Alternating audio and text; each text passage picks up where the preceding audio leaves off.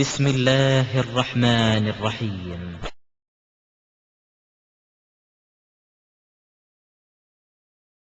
முதலாவது தவறான வாதம் என்னன்னு கேட்டா, ஃபர்ஸ்ட் நம்ம விளங்கிக் கொள்ள வேண்டியது, நம்ம உயிர் மூச்சாக கருதக்கூடிய தௌஹீத். அதுல என்னென்ன தவறான வாதம் வைக்கிறாங்க. நம்ம பெரிய குற்றமாக மார்க்கத்தில் சொல்லப்படக்கூடியது இணை கற்பித்தல். ஒவ்வொரு தலைப்பா எடுத்துக்கொள்ளணும்.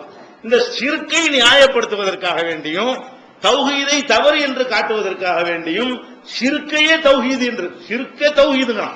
தௌஹீது என்று எப்படி எல்லாம் அவர்கள் நியாயப்படுத்தி பேசுகிறார்கள் என்பதை விளங்கிக் கொண்டால், நமக்கு பாரதூரமான நிரந்தர நரகத்தில் தள்ளக்கூடிய அந்த விஷயத்திலும் நம்மளை காப்பாற்றிக் கொள்ள முடியும். அதுல ஷிர்கை பொறுத்த வரைக்கும், அல்லாஹ்வுக்கு இணை கற்பிக்கிறத பொறுத்த வரைக்கும், இதுக்கே முதல் இடத்துல முதலாவதாக இந்த தலைப்பை எடுக்கிறோம் என்று கேட்டால், மனிதன் செய்கிற பாவத்திலே பெரிய பாவமாக இதான் நமக்கு சொல்லி தரப்படுகிறது. எப்படி சொல்லப்படுகிறது?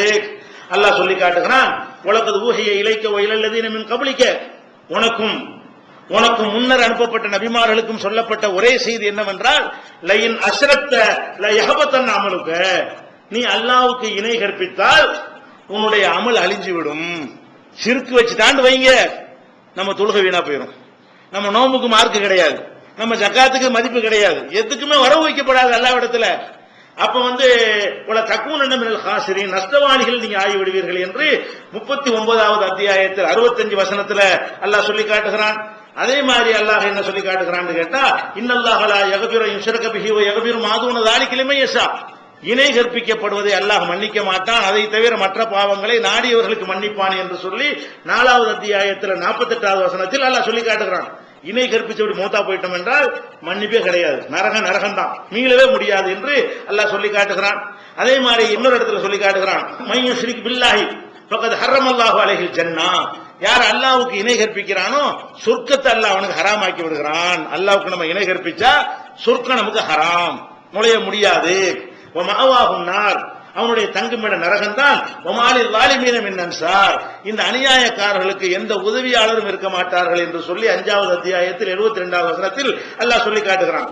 அதே மாதிரி அல்லாஹ் சொல்லி காட்டுகிறான், வலவ் அஷ்ரகூ லஹபிதன்ஹும் மா கானூ யஅமலூன், நபிமார்களாக இருக்கக்கூடியவர்கள் கூட அல்லாஹ்வுக்கு இணை கற்பித்து விடுவார்களே, ஆனால் அவங்க செஞ்ச நல்லறங்கள்லாம் அழிஞ்சு நாசமாகிவிடும் என்று 6வது அத்தியாயத்தில் 88வது வசனத்தில் சொல்லி காட்டுகிறான். லுக்மான் அலைஹிஸ்ஸலாம் அவர்கள் தன்னுடைய மகனுக்கு சொன்ன அறிவுரையில, யா புனைய லா துஷ்ரிக் பில்லாஹ், மகனே அல்லாஹ்வுக்கு இணை கற்பித்து விடாதே, இணை கற்பித்தல் தான் லல்லுல்முன் அலீம், மிகப்பெரிய அநியாயம், அநியாயத்திலே பெரிய அநியாயம்.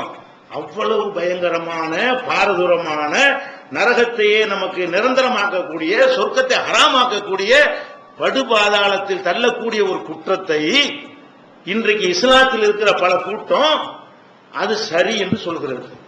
தர்காவில் போய் வழிபடலாம், அவுளியாவை கும்பிடலாம், அவுளியாக்களுக்கு என்னென்ன பெரிய ஆற்றல்லாம் இருக்கிறது, இன்னும் இருக்கிறதுக்கு ஆதாரம், இந்த வசனத்தை பாருங்கள், இந்த ஹதீஸை பாருங்கள் என்று சொல்லி மக்கள்கிட்ட அந்த தர்காவுக்கு ஆள் பிடிக்கிற அளவுக்கு, நியாயப்படுத்துற அளவுக்கு செல்கிறார்கள். முஸ்லிம் சமுதாயத்தை பொறுத்தவரை இந்த சமுதாயத்திலே ஏகத்துவம் தான் உயிர் மூச்சாக, தௌஹீது தான் உயிர் மூச்சாக இருந்த போதும், இந்த சமுதாயத்திற்குள்ளேயும் இணை கற்பிக்கக்கூடிய காரியங்கள் நுழைந்திருக்கின்றன. இந்த சமுதாயத்தில் எப்படி நுழைந்திருக்கின்றன என்று கேட்டால், ஒரு கல்லை வைத்து இதை கடவுள் என்று சொன்னால் இந்த சமுதாயத்தில் யாருமே ஒத்துக்கொள்ள மாட்டார்கள்.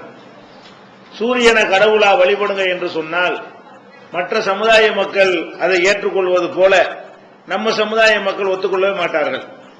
இந்த சமுதாயத்தில் உள்ளவர்கள் எந்த வகையில் இணை கற்பிப்பார்கள் என்று சொன்னால், இந்த சமுதாயத்திலே உள்ள ஒருவரை மகான் என்றும் பெரியார் என்றும் அல்லாஹ்வுடைய நேசர் என்றும் இவர்கள் நினைக்கும் பொழுது அவர்களை கண்ணியப்படுத்துகிறோம் என்ற பெயரில் மாத்திரம்தான் இந்த சமுதாயத்திற்குள்ள இணை கற்பித்தல் நுழைந்திருக்கிறது. வேறு வகையில் இணை கற்பித்தல் வராமல் நம்ம கவனமாக இருக்கிறோம். இந்த சமுதாயத்தில் இறைநேசர்கள் அவுலியாக்கள்ங்கிற பேர் இல்லாம வேற வகையான இணை கற்பித்தல்கள், வேற விதமான போலி தெய்வங்கள் நுழைய முடியுமா என்று கேட்டால் அது நுழையாத அளவுக்கு நம்ம தெளிவாக இருக்கிறோம். இது எப்படி கடவுளாகும், இதுக்கு எப்படி சக்தி இருக்கும் என்றெல்லாம் மற்ற விஷயங்கள்ல தெளிவாக கேட்டு விடுகிறோம். பிரச்சனை எங்க வருது என்று கேட்டா, அவுலியாக்கள், மகான்கள், பெரியார்கள், ஷேகுமார்கள், ஞானிகள், இந்த மாதிரி சில பேரை நம்ம நினைத்துக் கொண்டு அவங்களுக்கு நிறைய ஆற்றல்கள் எல்லாம் இருப்பதாகவும் நினைத்துக் கொண்டு அவங்களை பாராட்டி நல்லடியார்களை பாராட்டி வரக்கூடிய திருக்குர்ஆன் வசனங்களையும் அவங்கள பாராட்டி சொல்லக்கூடிய நபிகள் நாயகம் ஸல்லல்லாஹு அலைஹி வஸல்லமுடைய ஹதீஸ்களை எடுத்து காட்டி இந்த மாதிரி அவங்க சிறந்தவர்களா இருக்கிற காரணத்தினால் அவர்கள்ட்ட நாங்க பிரார்த்தனை செய்யலாம், அவங்களுக்கு சஜிதா செய்யலாம், அவங்களுக்கு நாங்கள் நேர்ச்சை செய்யலாம், எங்களுடைய கோரிக்கைகளை நாங்கள் அவர்களிடத்திலே வைத்து முறையிடலாம் என்று சொல்லிதான் இந்த சமுதாயத்திற்குள்ள இணை கற்பித்தல் நுழைகிறது. அப்ப முதலாவதாக இந்த இறைநேசர்கள் என்றால் யாரு அதை தெளிவுபடுத்திக்கிட்டோன்னு வைங்க. அவங்களுக்கு இந்த மார்க்கத்தில் உள்ள எல்லை என்னென்ன அவங்கள பத்தி வரக்கூடிய சிறப்புகளை வைத்து இணை கற்பிப்ப நியாயப்படுத்துறாங்களே அந்த சிறப்புகளுக்கும் இணை கற்பித்தலுக்கும் சம்பந்தம் இருக்குதா? அவங்க சொல்லக்கூடிய கருத்தை அந்த ஹதீசுகளும் அந்த குர்ஆன் வசனங்களும் சொல்லுகிறதா என்பதை நம்ம தெளிவுபடுத்திக் கொள்ள வேண்டும். அல்லாஹ்